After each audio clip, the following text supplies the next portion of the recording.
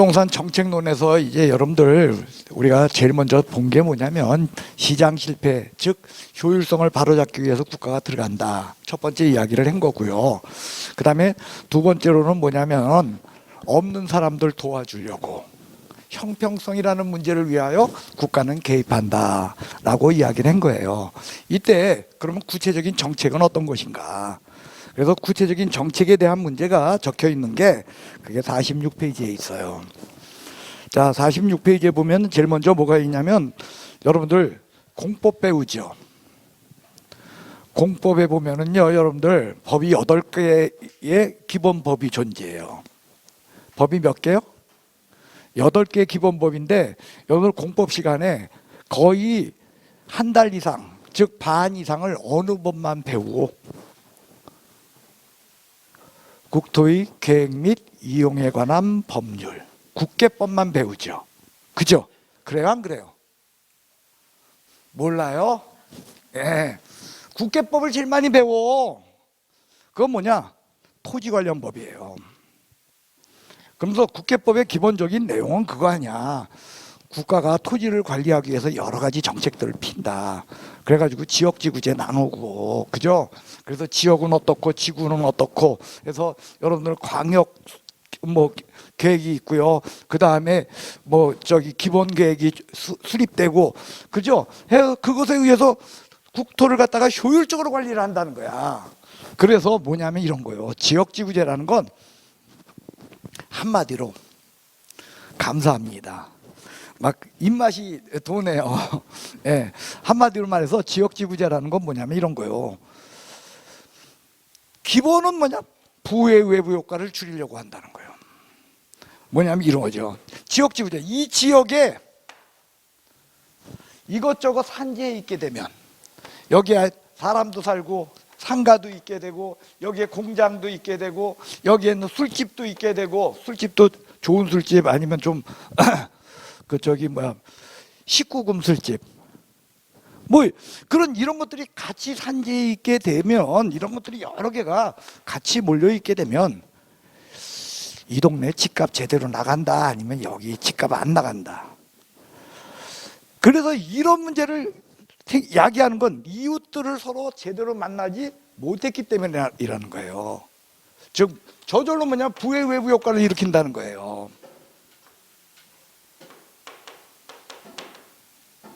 근데 이걸 갖다가 지역 딱 해서 여기는 주거지역, 여기는 일종 상업지역, 여기는 무슨 지역, 여기는 무슨 지역 해가지고 지역별로다가 딱 제대로 나눠 놓게 되면 그때는 부의 외부 효과를 줄이고, 그죠? 지역의 특색에 맞게끔 그 지역의 가치를 높일 수 있게 되죠.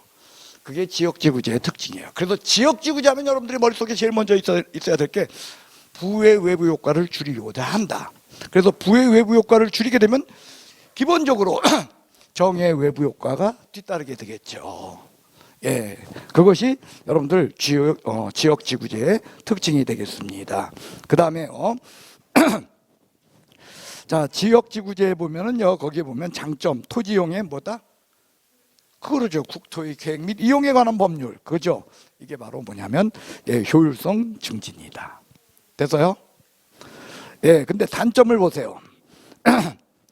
단점은요, 바로 요겁니다. 지역 간의 형평성 문제가 발생하게 된다.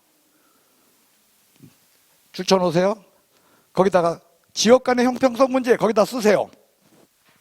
뭐라고 쓰냐? 사전적 독점.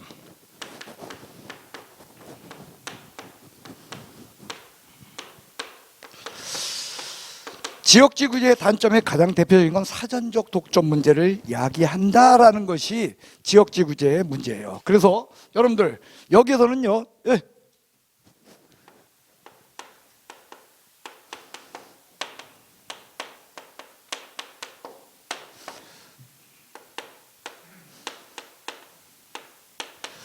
지역 간의 불균형, 불평등 문제, 이거하고 세대 간의 불평등 문제, 이거 같은 거예요? 다른 거예요? 다른 거예요. 그러니까 뭐냐면 아버지 세대와 아들 세대, 그죠? 이런 M세대와 Z세대, 이런 세대 간의 불평등 문제는 지역 간의 지역지구제로 발생하지 않아요. 지역지구제가 일으키는 건 지역 간의 불평등 문제를 일으키는 거예요. 그래서 거기 보면 위에 보세요. 장점, 세대 간의 불평등이야. 장점에 보면 세대 간의 형평성은 유지된대. 세대 간의 불평등 문제를 야기시하는 것이 아니야. 시험에 나왔다면 꼭 이런 게 나와. 지역지구제로 말미암아 세대 간의 불평등 문제를 야기하게 된다. OX! X! 세대 간에는 불평등의 문제가 발생하지 않아요. 무슨 간? 지역 간의 불평등 문제. 그래서 이것을 이름하여 우리 뭐라고 한다? 사전적 독점이다 라고 이야기해요. 자, 그러면요, 여러분들 왜 지역 간의 불평등 문제가 야기되는가? 자, 여기 보십시오. 이쪽 지역에 A라는 사람이 살고 있고요, 이쪽 지역엔 B라는 사람이 살고 있어요. 근데 여기는 뭐냐? 보존지역이요. 그럼 여기다간 내 땅인데도 불구하고 내가 집 짓거나 뭐 하거나 그래야 돼, 그럴 수 있어? 아니면 못해? 못해요. 여기는요, 여러분들 개발지역이요. 보존지역은 다른 말로 하면 개발 제한지역이죠. 예, 보존지역은 내 마음대로 집을 못 지어. 그러면 여기는 개발지역은 내 마음대로 집을 지을 수 있게 돼요. 그러면은 여러분들 B와 A 둘 중에서 누가 돈 벌게 돼? B는 돈 벌게 되고 A는 무슨 전생에 무슨 죄가 있다고. 둘 다 땅을 갖고 있었는데 지역지구제로다가 나눠주면서 지네 지역은 여기는 개발 제한을 시켜놓고 이쪽 지역은 개발하는 걸 인정하는 바람에 A는요, 돈을 못 벌어. 억울하다는 거요. 지역 간에 이런 불평등 문제가 자연스럽게 이야기된다는 거예요. 됐어요? 반면에 B는 왜 돈 벌어? 개발되니까 돈 번다고? 그러면 왜 돈 벌어? 개발되면 거기에 뭘 가졌으니까? 땅을. 추후에 땅을 자기가 사서 돈 버는 거야? 아니면은 기왕에 땅을 갖고 있었으니까요. 추후에 땅 사면 돈 버는 거야? 그때는 못 버는 거야. 왜? 여기가 이 사람이 여기 가졌을 때 이게 아버지로부터 물려받은 거야. 그러면은 봐봐, 돈 들었어 안 들었어? 근데 지금 시가가 얼마였냐면 원래 둘 다 얼마냐면 평당 제곱미터당 10,000원이야. 얼마? 근데 여기가 개발지역이 되는 바람에, 보존지역은 여기 10,000원으로 묶여 있는데 개발되는 바람에 여기 평당 얼마로 됐냐면 100만 원으로 올랐어. 됐어요? 됐어요? 그러면 이 사람 돈 벌어 안 벌어? 돈 벌게 된다. 그럼 100만 원에서 이 땅 산 사람은 못 벌어. 100만 원 샀잖아. 그러니까 못 벌어. 기왕에 100만 원에 여기에 땅을 가지고 있었다는 사람, 사전에 뭐 했던 사람? 땅을 가지고 있었던 사람, 독점했던 사람이 돈 벌고 있다는 거예요.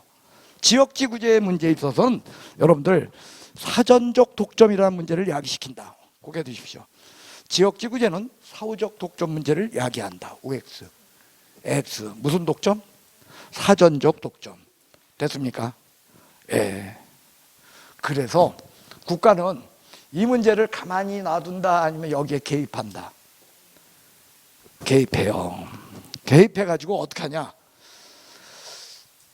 같은 시민인데, 같은 대한민국 국민인데 A는 손해보고 B는 이익을 보잖아.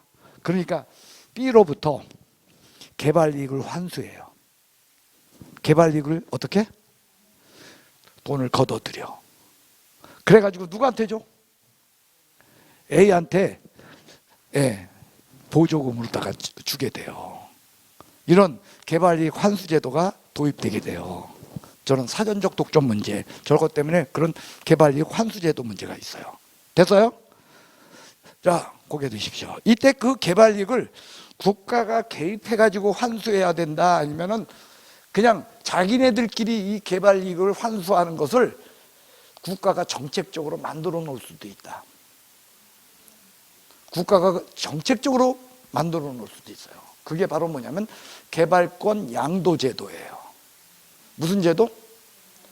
개발권 양도 제도예요. 자, 개발권 양도 제도는요, 국가가 개입해서 여기에서 야, 여기 너 남은 게 얼마야? 100만 원이니까 너 저기 10,000원에서 100만 원 됐으니까 99만 원을 다 걷어들인다. 그건 아니다. 그건 아니야. 정상지가 상승률을 넘는 것, 정상적으로 지가가 올라가는 거 있죠? 그거 넘는 것을 환수하는 거야. 정상지가 상승률 어디에서 나와? 공법에 나와. 예. 그래서 그 돈을 걷어들여서 여기에다가 그 돈 다 주면, 예를 들어서 정상지가가 여기 10,000원에서 2만 원 되는 게 정상지가야. 그러면 얼마 더 올라간 거야? 98만 원. 98만 다 걷어서 여기 주면 어떻게 돼? 누가 또 오히려 이익을 봐? 그러니까 적절히 조절해야 돼. 근데 실제로 주나요? 주긴 누굴 줘? 주기는 걷기만 하지. 어쨌든 기본 취지는 그거예요. 개발이익을 환수한다, 그거예요. 강남에서 개발이익 환수해가지고 나한테 들어온 거 하나도 없는데. 자, 기본 취지는 그런 거고요. 이거를 민간에게, 즉 시장기구에 맡기는 방법이 존재해요. 그게 뭐냐면 개발권 양도 제도야. 무슨 제도요? 개발권 양도 제도. 여러분들 거기 47페이지를 한번 보십시오. 47페이지에 보면 거기요, 1번 개발이익 환수제도라는 게 있죠. 뭐가 있어요? 개발이익 환수제도라는 게 있죠. 그런데 이거는 국가가 개입해서 이제 개발이익 저기를 환수하는 그런 건데, 이거 국가 개입 없이 개발권 양도제도, 얘가 시험 문제 워낙 많이 나오니까 좀 기억하셔야 돼. 여긴 지금 없어도요. 없는 거요? 아니면 내가 못 찾는 거요? 있네요. 46페이지에요. 토지정책수단에 토지이용 규제 있죠. 1번 양괄호 1번에 토지이용 규제 있죠. 그래서 1번 지역지구제 있죠. 그 다음에 두 번째 뭐라고 돼 있어요? 그런데 일단 그 개발권 양도제도 거기다 쓰세요. 거기다가 뭐라고 쓰냐? 우리나라 X. 우리나라 X. 즉 우리나라는 개발권 양도제도를 시행하고 있다. 우리나라는 개발권 양도제도 시행하고 있지 않다. 예, 시행하고 있지 않아요. 자, 정리합시다. 절 좀 보시오. 이거요. 여러분들 민법에서 소유권이라고 하는 것은요, 복합적으로다가 권능들, 여러 개의 권능들을 복합적으로 갖고 있죠. 소유권은 한 개의 권능이 있는 거예요? 아니면 여러 개의 권능들의 합이요? 여러 개의 권능들의 합이에요. 그러니까 내 땅을 내가 내 마음대로 이용할 수도 있고, 내가 내 마음대로 전세 놓을 수도 있고, 내 땅을 내 마음대로 내가 팔 수도 있고, 이런 여러 가지 권능들의 합이라고 해요. 그런데 이 소유권에서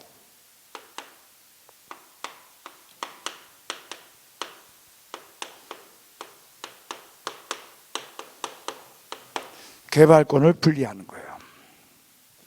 그러니까 원래 개발권도 소유권에 들어있는 거야. 왜? 내 땅을 이용하는 거니까. 근데 개발권을 소유권으로부터 분리를 해서 이렇게 되는 거예요. A지역은 개발 제한 지역이야. 그 다음에 B지역은 개발 지역이야. 할 때 개발권을 분리를 해서 B지역에 대한 개발권 분리가 돼. 소유권으로부터. 이 개발권을 A에게 주는 거야. 됐어요? 자, 그 얘기는 뭐냐면, 자, 여기는 이제 땅에 집을 못 지어. 근데 여기는 15층을 지을 수 있어. 몇 층을 지을 수 있어? 근데 15층을 짓는데 8층까지는 본인이 지을 수 있어. 근데 8층에서부터 시작해서, 그러니까 9층에서부터 15층까지의 7개의 층을 지을 수 있는 권리는 B가 없어.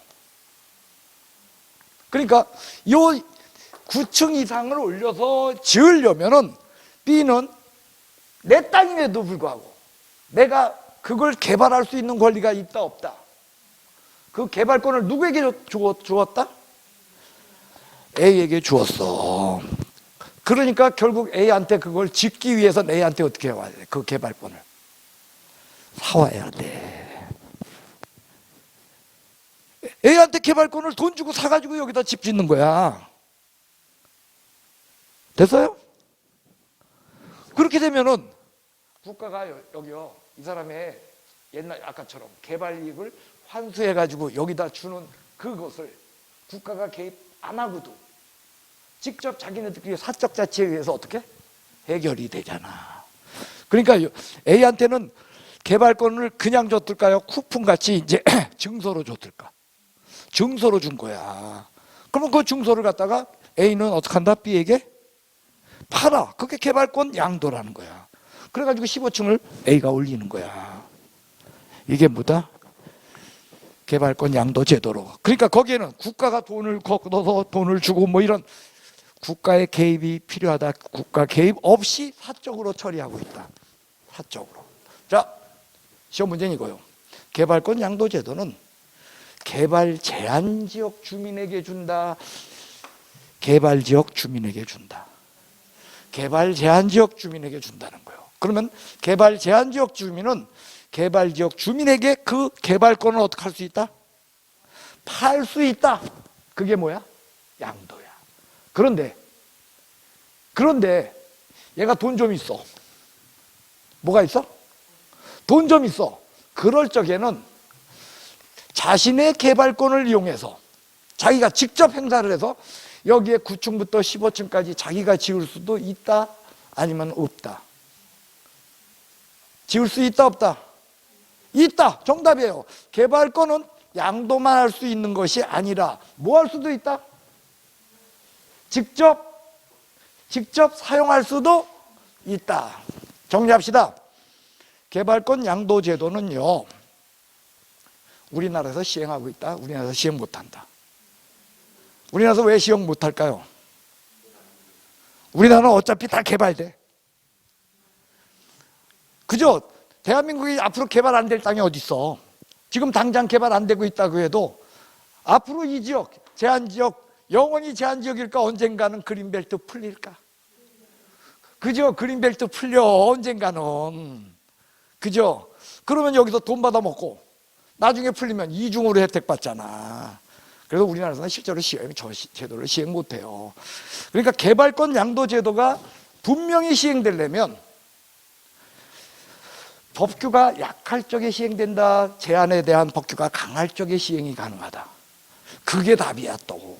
됐어요? 그 다음 개발권 양도 제도의 경우, 그죠? 개발권을 가진 자는 개발권을 팔 수만 있다, 아니면 자기가 직접 사용할 수도 있다. 그래요. 개발권 양도 제도는 국가의 개입으로다가 해결하는 거다. 사적 시장에서 직접 해결하는 제도이다. 그래요. 개발권 양도 제도는 기본적으로 무엇을 전제로 한 제도요? 지역지구제를 전제로 한 제도라는 거예요. 이해가 됐어요? 시험에 나오면 맞출 거요? 틀릴 거요? 아유, 감사합니다. 예. 자, 소유권과 개발권을 분리시킨다. 그게 특징이다. 그래서 개발권을 누구에게? 개발지역 주민에게, 개발 제한지역 주민에게. 개발 제한지역 주민에게 준다. 됐습니까? 네, 그런 것이 여러분들 그 지역지구제와 같이 여러분들이 기억할 그런 내용이 되겠고요. 그 다음 거기 이제 지역지구제의 양가로 2번을 보면 국토의 계획 및 이용에 관한 법령상의 그 정리가 있죠. 그거 외워야 돼, 외우지 않아도 돼. 공법에선 당연히 외워야 돼요. 학개론에선 여러분들 그냥 넘어가. 왜? 100점 맞을 사람만 외워. 여러분 100점 맞을 거야? 80점 이상은 뭐라 그랬어? 무의미하다 그랬죠. 그래서 여기 보면요, 뭐 이런 거 저런 거 있는데 그냥 편하게 여러분들 넘어가 주시기 바라고요. 이거는요, 여러분들이 앞으로 문제 풀기 하면서 자연스럽게 머릿속에 익혀질 수 있는 제도가 되겠습니다. 그 다음 국가의 이제 개입 수단입니다. 국가의 개입 수단은요,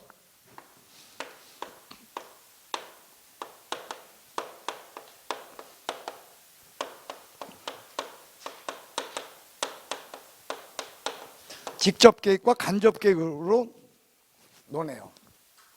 돼서요? 그런데 여기 보시고 부동산의 개입 수단은 이렇게 돼요. 어디에?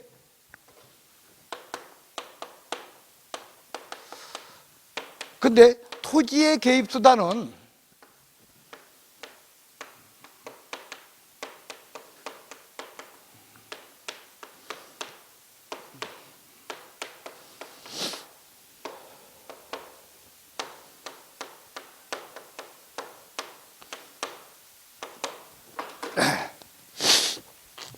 이렇게 세 가지로 나눠요.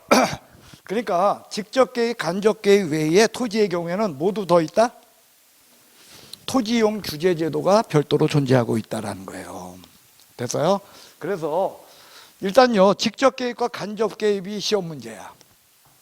직접 개입, 간접 개입. 그래서 직접 개입은 뭐냐? 이거요. 국가가 직접 수요자나 공급자의 형태가 되는 거야. 그러니까 뭐냐면 우리가 맨날 시장 얘기하면 뭐가 나와요? 수요 곡선이 이렇고 공급 곡선은 이렇고 이거 얘기했잖아. 국가가 직접 요 사람이나 요 사람이 되는 것은 직접 개입이야. 그런데 간접 개입은 뭐냐? 국가가 뒤에서 요 사람과 요 사람을 조정하는 건 간접이야. 돼서요? 그러면 여러분들 직접 개입, 간접 개입 그런 식으로 해가지고 여러분들 찾으려면 머리에서 어떻게 될까? 쥐나. 그래서 이렇게 하는 거야. 찾는 건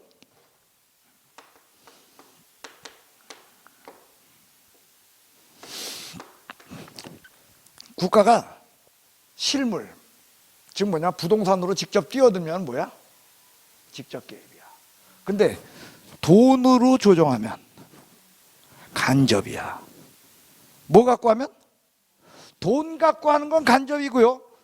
그냥 실물로 뛰어드는 건 직접 개입이야. 절 좀 보시오. 국가가 보조금 줘. 뭘 줘? 뭘로 했어? 뭘로 했어? 돈으로 했지? 그러니까 무슨 개입? 간접 개입이야. 국가가 세금 뜯어가. 무슨 개입? 왜? 돈으로 하고 있잖아. 국가가 이자율을 조정을 해. 간접이야. 그죠? 예. 종부세를 올렸어. 그런 거 조세제도잖아요. 그러니까 이런 것들이 다 뭐다? 간접이야. 근데 국가가 토지은행 제도에 의해서, 토지은행은요, 여러분들 누가 하냐면 LH에서 관리해요. 지방자치단체에서 직접 관리한다면 틀려. 누가 관리해? LH. LH의 이름으로다가 땅을 사. 땅을 산다 뭐가 되는 거야? 공급 수요자가 되는 거죠. 이게 직접 개입이야. 토지은행 제도 같은 거. 국가가 그래가지고 그 땅을 팔아. 이제는 뭐가 된 거야? 공급자가 된 거죠. 이렇게 직접 실물로 들어가게 되면 뭐다? 직접 개입이에요. 됐어요? 자, 토지 수용을 해. 간접, 직접. 그렇다는 거예요. 그 다음에 환매 제도를 그쵸, 여기 뭐라 그러죠? 저기 용지 정리를 해. 구획 정리 사업해. 뭐요? 직접 개입이야. 실물로 들어가면 직접. 그죠? 실물 외에 돈으로 개입하면 간접.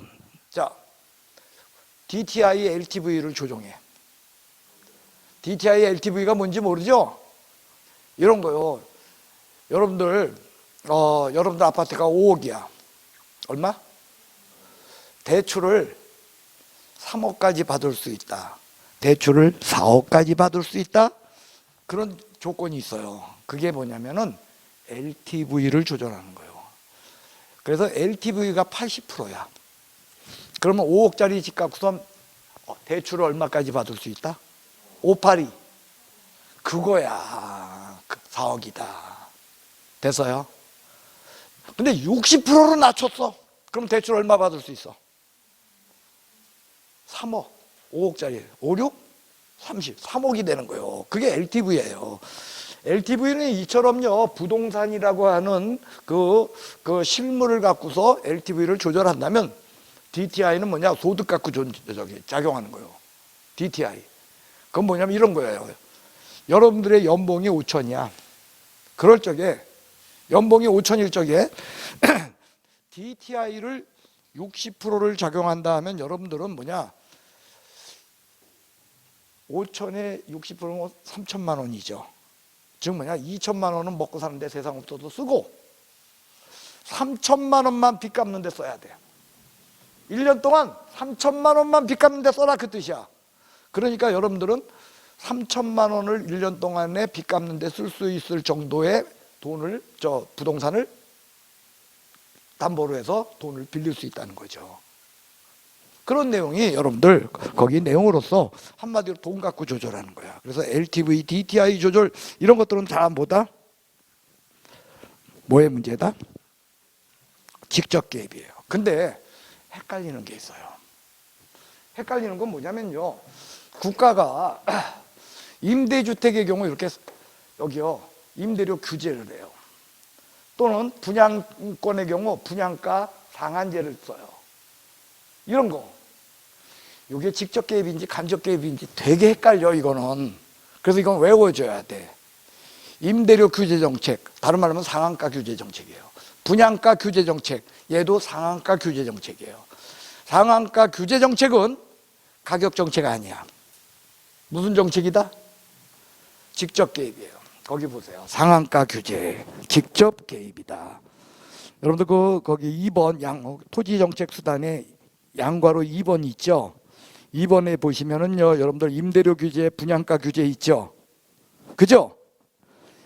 줄쳐놓으세요. 임대료 규제 정책, 그 다음에 분양가 규제 정책, 이거 현찰을 갖고서 하는 정책이 아니라는 거예요. 얘네들은 그래서 무슨 정책이다? 직접 규제 정책으로. 얘가 헷갈리니까 따로 외워줘야 돼. 고개 드셔. 임대료 규제 정책은 직접 개입이다, 간접 개입이다. 얘도 상한가 규제야. 근데 상한가 규제는 이것만 있어. 분양가 규제도 상한가 규제야. 분양가 규제, 임대료 규제, 요 두 가지는 간접 개입이 아니라 뭐다? 직접 개입이다. 놓치지 않고 맞춰주시길 바라겠습니다. 자, 그러면요, 이런 거 틀릴 거야, 안 틀릴 거요? 이런 건 시험에 나오면 틀리면 안 돼. 그 다음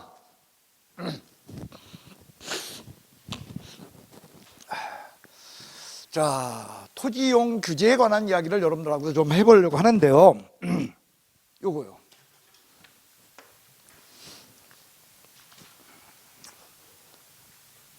이걸 여러분들이 공법에서는 뭐라고 하냐면 행위 규제라고 이야기해요. 행위 규제. 무슨 규제? 그럼 여러분들 우리가 부동산에 대한 행위는 무슨 행위와 무슨 행위가 있을까요?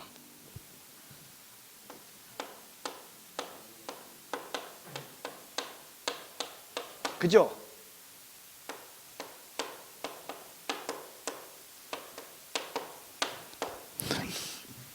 이용 행위를 규제하는 것하고요, 거래 행위를 규제하는 거예요. 저 두 가지가 있어요. 됐어요? 그래서 이용 행위를 규제하는 것은요, 기본적으로 뭐냐면 지역지구제에 의한 거예요. 뭐에 의한다? 예, 그러니까 국토의 계획 및 이용에 관한 법률상 지역지구제. 됐어요? 그게 이용 규제의 문제라면 거래 규제의 문제는요, 과거에는 공법에서 거래 규제가 많이 있었어요. 근데 지금은 여러분들이 이걸 공법에서 거래 규제를 배운다, 중개사법 시간에 배운다. 중개사법 시간에 거래 규제를 배워. 그래서 거래 규제의 대표적인 거, 부동산 거래 신고. 뭐? 부동산 거래를 하면 어떻게 해야 돼, 반드시? 신고해야 돼. 부동산 거래 신고. 그 다음 토지거래 허가. 토지거래 허가는요, 여러분들 모든 지역은 다 토지거래 허가 받나요? 아니면 토지거래 허가 지역으로 지정받았을 때만 토지거래 허가를 받나요? 토지거래 허가 지역으로 지정받았을 때만 토지거래 허가를 받아요. 그게 부동산 거래 신고와의 차이점이죠. 부동산 거래 신고는 무슨 지역이든지 간에 무조건 부동산 거래 신고야. 그 다음 외국인이 우리나라에서 부동산을 취득할 적에 어떤 제도가 원칙이죠? 신고를 원칙으로 해요. 외국인이 우리나라 사람한테 부동산을 팔 적엔 신고 안 해도 돼. 근데 우리나라에서 부동산을 취득 시에는 부동산 취득에 관한 신고를 하도록 돼 있어요. 그런데 외국인의 경우에도 대한민국에서 특별히 중요시 여기는 4개 지역, 군사, 문화, 환경, 으르릉이야. 뭐라고요? 예, 군사시설 보호구역, 문화재 보호구역, 환경, 예, 저기 환경에 관한 거니까 생태경관 보전지역, 생태경관 보전지역이요. 그건 지역이야. 그 다음 으르릉이 뭐냐? 야생이야, 야생. 뭐요? 야생 동식물 보호구역. 그 야생 동식물이 지금은 야생 생물로 바뀌었죠. 야생 생물 보호구역. 이런 데에 토지를 취득 시에는 허가받아야 돼. 그래요. 그래서 이러한 거래 규제 사항들이 존재하고요. 농지의 경우 여러분들 농지 취득 자격 증명을 요하잖아.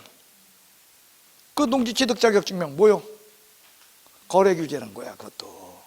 그러니까 얘는 중개사법에서 얘기 나오는 거야. 이거는 저기 공법 얘기야. 이건 공법 얘기. 둘 다 나와요? 예, 맞아요. 둘 다 나오지만 공법 얘기죠, 이거는. 이렇게 이용 행위를 제한하고 거래 행위를 제한하는 토지 규제 제도가 존재하고 이용 규제가 있고, 그 외에 직접 개입과 간접 개입이라는 문제를 동시에 갖고 있다는 거예요. 됐어요?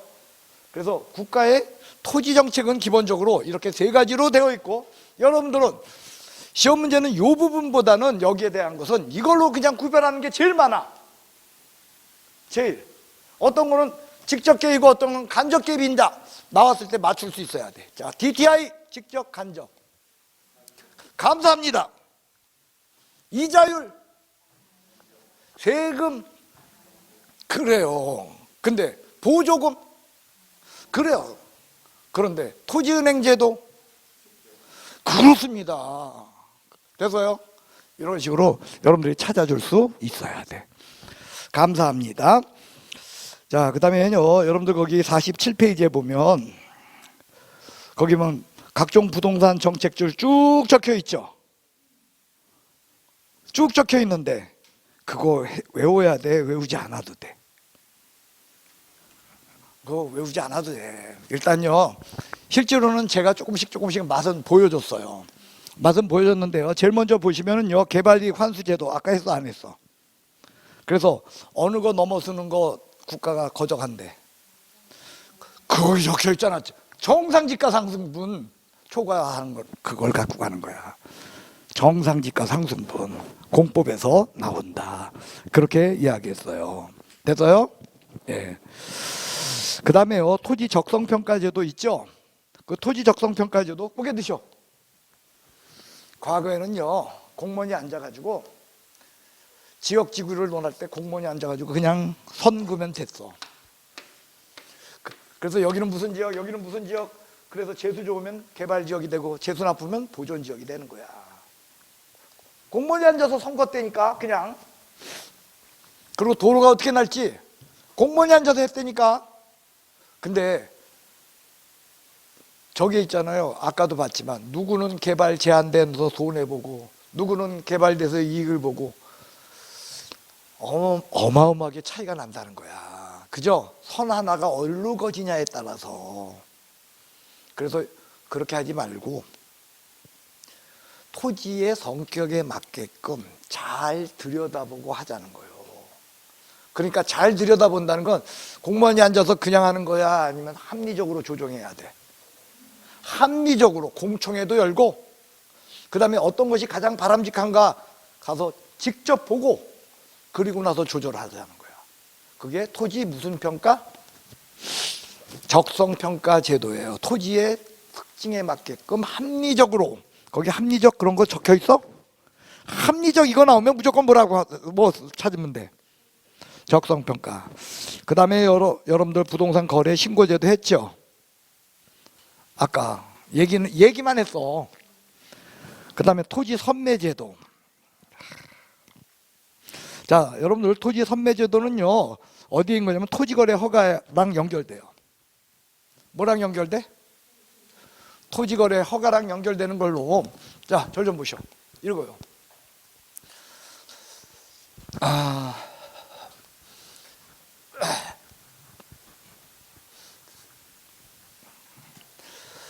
머리가 아프더라도 있죠. 아, 그렇구나 하고 받아들이면 돼. 어렵게 생각하지 마. 자, 저 좀 보시오.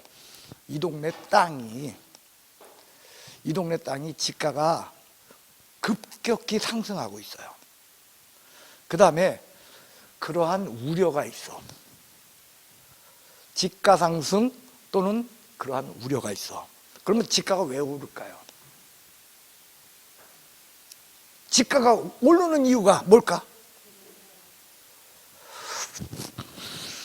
투자 목적, 즉 뭐냐면 내가 실제로 이용할 사람이면은 실제로 이용할 사람만 토지를 사려고 할 적엔 지가가 급격히 오르질 않아요. 근데 이 땅을 갖다가 내가 실제로 이용하지도 않으면서 뭐 하려고? 샀다가 어떻게 하려고? 샀다가 팔려고. 그죠? 그러니까 한마디로 투자 목적, 투기 목적. 투기 목적이 존재하기 때문에 수요가 증가해가지고서 가격이 오르는 거예요. 그래서 토지거래 허가라고 하는 것은요, 결국 뭐냐, 그 땅 살 사람들이, 그 지역 사람들은 이거야. 토지거래 허가 지역 사람들은 매수인하고 매도인이 토지거래 허가를 받을 적에 매수인이, 땅을 살 사람이 나는 이 땅을 몇 년 동안 어떤 목적으로 어떻게 이용할 것이고 대금은 어떤 방법으로 지불할 것이고 이런 것들을 다 써가지고 내는 거야. 됐어요? 그러니까 제일 중요한 건 뭐냐, 이용 목적이 있어야 돼. 이용 목적이 없으면 뭐가 돼? 그건 투기거든요. 그리고 이런 걸 다 써가지고 토지거래 허가 지역에서 토지거래 허가를 받았어. 그래 놓고 실제로 이용 안 하지 않아? 이용 안 하죠? 그럼 과징금 때려. 뭘 때려? 아, 과징금이 저기요. 그 뭐냐면 이용 목적대로 이용 안 했다고 해가지고 아니야. 그 과태료가 아니고 그 뭐죠? 그래서 한 10% 매년이죠. 매년 10%씩 저기를 때려요. 이용 목적대로 이용 안 했을 때는 그걸 뭐라 그러지? 이용 무슨 금, 뭐 그걸 때려, 한마디로. 과징금이 아니고 저기예요. 그래서 하여간에 돈을 10%씩 때린다는 거야. 그러니까 이용 목적대로 이용해야만 해요. 됐어요? 여기까지 됐습니까? 그런데 이런 토지거래허가 지역으로다가 지정된 지역에 매수인하고 매도인이, 자, 그러니까 나는 이런 식으로다가 이 땅을 파는 거고 이 사람은 그래서 이걸 이런 용도로 이 땅을 이용할 겁니다, 이런 거 해가지고서 토지거래 허가 해주시오 하고 갖고 갔거든. 근데 사실은 그 땅이 국가가 공공목적으로 이용해야 될 땅이야. 앞으로 이럴 적에는 국가에서 어떻게 하냐면 시장군수구청장이 하는 거예요. 어떻게 하냐면 이거 얘한테 팔지 말고 우리가 LH라든지 아니면은 그 경기도 도시개발공사라든지 아니면은 그냥 우리 시청에서 이 땅을 직접 살 테니까 우리랑 협의하자라고 하는 게 선매예요. 무슨 제도? 그게 선매제도예요. 그러니까 선매는 모든 지역에서 선매제도가 있다, 아니면 토지거래 허가 지역을 전제로 한다. 토지거래 허가 지역을 전제로 해서 선매제도가 있어요. 여기까지 됐어요? 이랬을 적에 이 선매제도의 특징은 뭐냐면 시험에 나오는 건 꼭 그 뒷부분이 나와요. 중개사법하고 달리 여기서 시험에 나오는 건 어떤 부분이 나오냐면 이거요. 그래서 선매를 하게 되면 국가가 수용하는 거요, 국가가 수용하는 제도가 아니에요. 국가가 수용한다는 건 국가가 강매하는 거야. 강제로 사들이는 거예요. 근데 선매는 그런 거 아니야. 그래서 선매 협의를 하는데 매수자가, 매도인이, 그 땅 주인이 싫다 할 수 있어. 뭐 할 수 있어?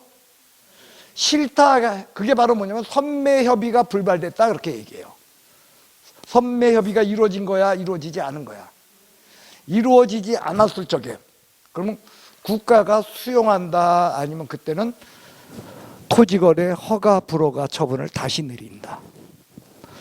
그래? 그러면 일단 팔아. 그러면 이건 너 이거 팔지 마. 그 허가 불허가 처분을 다시 내리는 뿐이지 여기에서 국가가 강제로 수용한다라고 시험에 나와. 그러면 틀리는 거야. 자, 정리합시다. 선매제도는 토지거래 허가 지역을 전제로 해요. 그랬을 적에 토지거래 허가를 갖다가 요구하는 사람한테 국가는 토지거래 허가를 해줄 수도 있고, 그 다음에 불허가 처분을 내릴 수도 있고, 그 다음에 세 번째로 선매를 유도할 수도 있어요. 선매는 무조건 유도하는 것이 아니라 이게 공공목적으로 필요한 용지 일적에 선매를 한다는 거예요. 그런데 이때 선매 협의가 이루어지지 않았다면은, 그럼 국가가 강제로 수용하게 된다, 아니면은 그때는 허가 불허가를 안 해줬으니까 허가 불허가 처분을 다시 내리게 된다. 허가 불허가 처분을 다시 내리는 것이지 이게 국가가 강제로 매입하는 제도는 아니다라는 것이 선매제도의 특징이고, 이처럼 토지거래 허가 신청이 들어왔을 적에만 토지거래 허가를 선매를 하는 것이 아니라, 두 번째는 뭐냐, 아까 제가 얘기했던 거요. 이용 목적대로 이용하겠다고 하고 이제 답 떠올랐네. 이용 목적대로 이용 안 해. 그러면 아까 제가 뭐라 했냐면 과징금이라 그랬죠. 그게 아니라 이행강제금을 때려요. 이행강제금을 10% 범위에서 때리는데요, 이행강제금을 때리는 걸로 그치지 않고 말 안 들을 적엔 그 땅을 선매할 수 있어요. 그때도 뭐 할 수 있다? 그러니까 선매는 두 가지예요.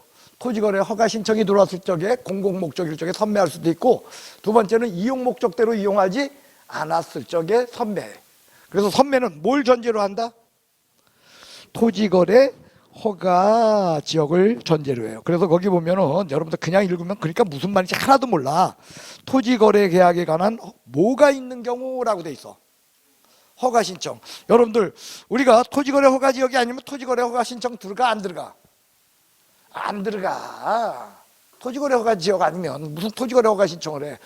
그냥 거래하고 위에 있는 거 부동산 거래 신고하면 되지. 토지거래 허가 지역을 전제로 해서 선매제도가 있다라는 거 기억하시면 되겠습니다. 그 다음에요, 여러분들 거기 보면 7번 보면은요, 뭐 재건축 부담금이라는 게 있죠. 그죠? 예, 재개발 재건축할 때 여러분들 재건축에서 부담금 제도가 있어요. 그래가지고 그 부담금을 환수하는, 왜냐면 재건축하게 되면은요 초과이익 생겨 안 생겨? 그러니까 그것도 1번에 있는 개발이익 환수 제도의 이용입니다. 됐어요? 예, 그런 것들을 여러분들이 거기 보시면은 되겠습니다. 예, 그다음 자, 저 좀 보시오. 여기까지가 이제 우리가 기본적으로 뭐냐? 시장 실패를 바로잡기 위해서 국가가 개입한다라고 하는 거하고, 그 다음에 국토는 굉장히 중요하다 보니까 국가가 토지에 대한 여러 가지 제도들을 두고 있고, 그 여러 가지 제도들은 여러분들은 뭐라는 이름으로? 공법이라는 이름으로다가 여러분들이 그거 수업한다. 그래서 공법 시간이 수요일 날 있는 거야. 이거 하려고. 그러면 여러분들 절 좀 보시오. 여러분들이 앞으로 나가서 부동산 공인, 이제 개업공인 중개사를 하면서 부동산 중개를 할 적에 제일 우리 배우는 과목 중에서 제일 중요한 과목이 뭘까요? 제일 중요한 과목 공법이에요. 중개사법 아니야. 제일 중요한 과목은 뭐다? 그러면 제일 중요한 게 뭐 어떤 측면으로 제일 중요하냐? 돈 버는데 제일 중요한 건 공법이야. 공법을 잘 알아야 어떻게? 뭐가 생겨? 예, 돈이 생기는 거예요. 그러니까 공법이 제일 중요해. 여러분들 중개사법으로 아는데 아니야. 공법이 제일 중요해. 그래서 공법을 있죠. 여러분들 시험 과목이라고 생각하고서 공법 배워야 돼. 정신 바짝 차리고 돈이라고 생각하고 배워야 돼. 돈이라고 생각하고 배우는 거야, 여러분들. 그래야지. 제가 이번 수요일 날에요, 정말 유쾌한 일이 있었어요. 합격자 발표하는 날이잖아요. 그런데 인천 서부에서 여성의 광장이라서 하고 서부 여성회관이라 해가지고 전부들 거기들은 아줌마 중심으로 움직여요. 근데 반장을 뽑으면은 그런데 항상 아줌마들이 그러니까 반장을 하는데 왜냐면 여긴 자치적으로 움직여야 되다 보니까 근데 글쎄 남자애가 반장을 해준 거야. 남자가 반장을 하는데 너무 반장 있죠. 열심히 그러면서 아주 친절하게 잘 도와줬던 아주 좋은 친구였어요. 근데 작년에 1차 붙고 올해 2차 봤는데 뭐라냐면 4개 차이로 떨어졌대요. 4개 차이로 떨어졌다면서 그냥 저기 하는데 저기 와서 운 건 아닌데 아주 시무룩하게 그냥 시리에 빠졌는데 여자가 아니고 남자다 보니까 씩씩하게 11월부터 나와가지고 수업을 들은 거야. 그냥 그러니까 1차 2차를 다 듣는 거죠. 그랬는데 글쎄 수요일 날 아침에 빈손으로 온 거야. 일찍 오더니 딱 보는데 난 보더니 표정이 밝아. 그래서 시험 붙었어? 하고 물어보니까 붙었대. 4개 차이로 떨어졌다는 사람이 붙었대요. 그래서 도대체 어떻게 된 거냐 그러니까 모른대 자기도. 자기가 왜 붙었는지 모른대. 자기가 그러면 시험지 한번 들여다보지 그러니까 겁나서 못 보겠대. 그런데 붙은 게 확실한 게 그래도 저기 점수나 알아보자 하고서 큐넷에 들어갔더니 김도훈님 합격하셨습니다. 뭐 이게 뜨더래. 그래가지고 뭐야 작년에 아직 안 나왔나 왜 작년에 1차 붙은 거 뜬 건가 하고서 다시 봤더니 글쎄 2차까지 합격한 그게 뜨더래. 그래서 점수를 봤더니 자기는 공법을 50점 맞아서 떨어졌다고 생각했는데 공법이 62.5인가? 뭐 공법이 그렇게 나왔더래. 그래서 예상치도 못한 공법 점수 50점 맞았는데 62점. 공법이 5개가 더 맞았더래요. 아니 마킹도 제대로 했나 봐요. 그래서 이 친구가 하던 얘기가 뭐냐면 중개사법에서 4개를 고쳤는데 그 4개를 고친 게 다 틀려서 자기는 4개 차이로 떨어졌다고 했던 친구거든. 근데 공법에서 점수가 50점 뭘 하는 게 공법에서 5개가 12.5가 오르고 그다음에 중개사법에서 올정답 처리해 준 것도 있다며 뭐 2개 그 중에 하나가 올랐대. 그래서 2개 차이로 붙었다는 거예요. 근데 도저히 시험지 믿어지지가 않아가지고 시험지를 들여다보지를 못했대요. 근데 어저께 전화 왔는데 그냥 시험 보고서 떨어졌다고 생각하니까 이 친구가 이게 개수를 쉬는데 공법 놓고서 개수를 쉬는데 한 페이지를 빼고셨대요. 그래 놓고서 한 달 동안 떨어졌다고서 고민하고 있었어. 네. 갑자기 왜 이 얘기하냐?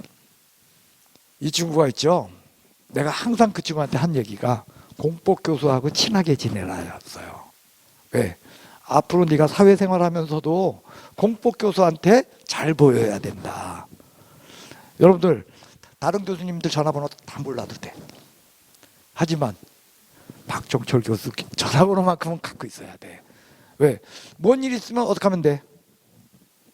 공법 교수한테 물어보세요. 그럼 뭐가 돼? 돈이 된다니까. 네, 공법 잘해야 돼요. 지금 여기도 보니까 은근히 공법 문제가 5문제 나와요. 중개사 학개론 문제, 공법 문제가. 그러니까 이걸 나한테 배워야 돼. 이건 공법 시간에 배워야 돼. 공법 시간에. 자, 이렇게 해서 여러분들 일단요. 저는 기본 다뤘어요. 그러면 이제 3교시에는 뭘 다루냐? 여기에는 아까 본 형평성 문제가 아니라 그죠? 효율성 문제가 아니라 형평성이 없는 사람을 도와준다는 정책. 한마디로 다른 말로 하면 주택 정책 중에서 임대주택 정책에 대한 것을 다뤄나가는 거예요. 그래서 여기는 100%한 문제야. 예, 지금까지 우리가 떠든 데서는요, 뭐가 나올지 아무도 몰라. 거기 안 나온다가 아니라 나오거든. 나오는데 뭐가 나올지는 모르지만 지금 여기요, 임대주택 정책 여기는 몇 프로? 무조건 100%야. 그러니까 여기는 잘해야 된다, 대충 해야 된다. 5분간 쉬겠어요. 잠깐 쉬고 우리 하도록 하겠습니다.